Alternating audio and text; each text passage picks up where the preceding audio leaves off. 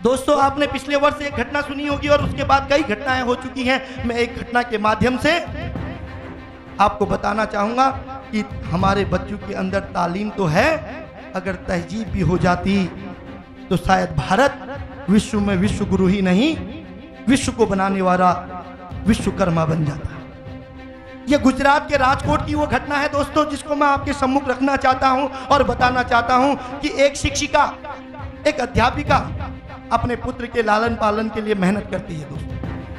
वो माँ स्कूल में जाती है, पढ़ाती है और उसका बेटा पढ़ लिख के बेटा एक दिन प्रोफेसर बन जाता है। वो बूढ़ी माँ जब रिटायर्ड होती है तो वो प्रोफेसर बेटा जब नौकरी में आ जाता है, उसकी शादी हो जाती है और उसके पास एक डॉक्टर बहू घर में आ जाती है। घर में न पैसों की कमी है, न खुशियों की कमी है, न दौलत की कमी थी। उस माँ के साथ एक पुत्र था और एक पुत्री रूप में डॉक्टर बहू थी दोस्तों।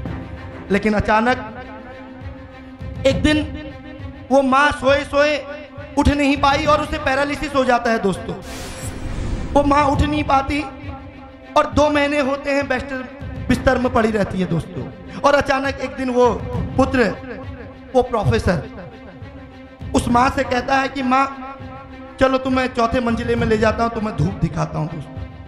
और वो माँ को जब सीढ़ियों से ऊपर लेके जाता है तो माँ चल नहीं पाती है। वो प्रोफेसर बेटा उसका हाथ पकड़ता है और माँ को बचपन के दिन याद आते हैं दोस्तों, क्योंकि कभी हमारे माँ बाप ने भी हमारी उंगली पकड़ी थी। वही माँ हमको उंगली पड़ा के चलना चलाती है, वही माँ गीले में रह के भी तुमको सूखे में रखती है। आज आप थोड़े से बड़े हो गए हो, 10 साल पीछे चले जाओ दोस्तों।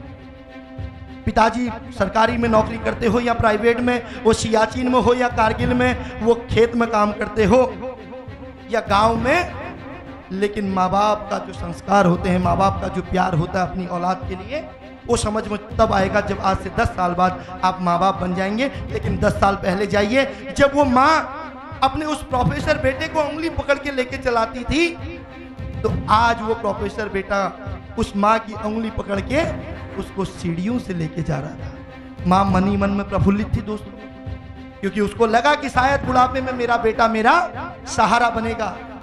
जैसी माँ 4थे मंजिले में जाती है तो बेटा उसको गोद में उठा लेता है, माँ फिर खुश हो जाती है दोस्तों। माँ को लगता है कि शायद आज उसके बेटे को यह एहसास हो गया है कि माँ चलते चलते थक गई है।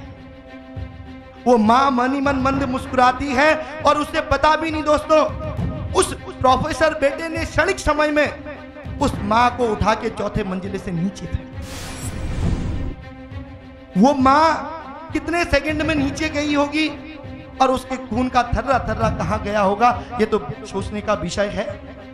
और आप उम्मीद कीजिए भविष्य में ऐसा आपके साथ या आपके किसी जानने वाले के साथ ना हो। लेकिन 3 महीने के बाद दोस्तों जब पता चला कि जयश्री बेन की हत्या कैसे हुई, तो जब सीसीटीवी फुटेज देखे गए तो उस प्रोफेसर बेटे ने उसको फेंक दिया था, ये कारण उपलब्ध हो गए। जब पुलिस ने पूछा कि आपने ऐसा क्यों किया, तो उस बेटे ने कहा कि माँ के 2 महीने की बीमारी से मैं तंग आ गया था, माँ के बीमारी से मैं तंग आ गया था और इस आफत से छुटकारा पाने के लिए मैंने अपनी माँ को फेंक दिया। 2 महीने की बीमारी की हालत में माँ को न देखने वाला जवान, उस माँ ने जिसने 9 महीने उसको पेट में रखा था, आज उसको भुला। मैं कहना चाहता हूं ये केवल जयश्री जसोदा बहन की कहानी नहीं, ये मुंबई की आशा बहन की भी ऐसी ही कहानी है दोस्तों। अमेरिका में 1.5 साल से उसका बेटा पढ़ रहा होता है, एक अच्छा इंजीनियर डॉक्टर तो बन जाता है, लेकिन 1.5 साल तक घर नहीं आता और घर में वो बूढ़ी माँ के बिस्तर में केवल कंकाल होते हैं। जब 1.5 साल बाद आता है तो उसका रिश्ता भी आज एक कंकाल की तरह खोखला उसको नजर आता है।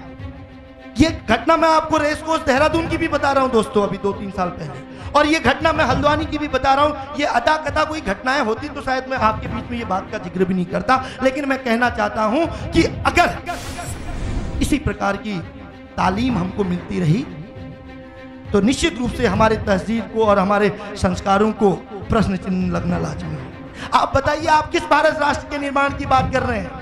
एक प्रोफेसर, मैं प्रश्न चिन्ह नहीं लगा रहा हूं, मैं संस्कारों को आध्यात्मिक अकादमी से नहीं जोड़ता हूं, क्योंकि शिक्षा प्रणाली में भारत से लेकर विश्व तक कहीं ऐसा नहीं लिखा गया है कि शिक्षा के साथ संस्कारों का होना जरूरी है। लेकिन दोस्तों अगर तालीम के साथ तहजीब अच्छी नहीं मिली तो आज तो आप ऐसा कर रहे हैं, कल आपकी आने वाली पीढ़ी आपके साथ ऐसा करेगी। सबसे पहले तो मैं अपने ये जो सीनियर्स हमारे बच्चे हैं, हमारे दोस्त, तो मैं इनको बोलना चाहती हूँ कि जो आप नशा करते हैं ये भले आपको भी अच्छा लगता होगा मज़े के लिए और इसका अभी कोई इफेक्ट भी नहीं आता होगा, लेकिन कुछ समय बाद, लंबे समय के बाद इसका इतना एडवर्स इफेक्ट आता है आप लोग फिर आप कुछ भी नहीं कर पाएंगे, आप सिर्फ पछतावा कर सकते हैं। तो मैं आप सबको बताना चाहती हूँ कि इसका बहुत ही जानलेवा जो हमारी सेहत पे प्रभाव पड़ता है, तो कृपया नशा छोड़ दें। ये न तो आपके लिए सही है, आपके परिवार को भी बर्बाद कर सकता है। जी हमारे मित्रगण बैठे हुए हैं जी, उन्होंने खुद देखा वहाँ बॉयज टॉयलेट जी, जैसे ही इंटरवल होता है सारे लड़के वहीं जी, वहाँ जाके फिर बात खा रहे हैं जी। ऐसी पूरी हालत हो गई हमारे देश। पर मेरा मानना बिल्कुल ये है कि हम माँ बाप से सीखते ही नहीं है। क्या वो नशा करते हैं? क्या वो हमें सिखाते हैं कि ड्रग्स लो, शराब पीने जाओ? वो हमें स्कूल भेज रहे हैं कि स्कूल पढ़ने आओ, और वो कह रहे हैं कि हम माँ बाप भेज रहे हैं कि तुम नशा करो। ये सरासर गलत बात है सर। माँ बाप किसी को नहीं, कोई नहीं माँ बाप ऐसे सिखाते अपने बच्चों को कि वो नशा करें। मैं इसके बिल्कुल खिलाफ हूँ कि माँ बाप बिल्कुल नहीं सिखाते सर।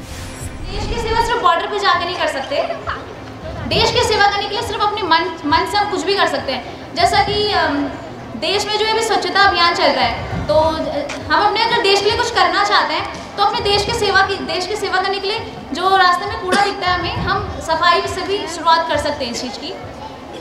और समाज में एक चीज़ और फैल रही है, जैसे कि कुछ भी गलत होता है तो लोगों की इग्नोर करने की जो ये वो प्रवृत्ति है, ये बहुत ज़्यादा बढ़ रही है। हम लोगों को कुछ भी इग्नोर नहीं करना चाहिए। देश में जो भी कुछ गलत हो रहा है, आवाज़ उठाइए इसके खिलाफ। इग्नोर करने से कुछ नहीं होगा। जब तक आप लोग अपनी आवाज़ उठाएंगे तब तक देश में कुछ भी अच्छा नहीं हो सकता। तो अगर आप किसी को भी कुछ भी गलत करते हुए देखते हैं तो कृपया उसे समझाएं कि नहीं ये गलत है, ऐसा नहीं करना चाहिए। जब तक हम इग्नोर करते रहेंगे हमारा तो कुछ नहीं बिगड़ेगा, लेकिन धीरे धीरे करके एक एक करके पूरा देश बर्बाद हो सकता है।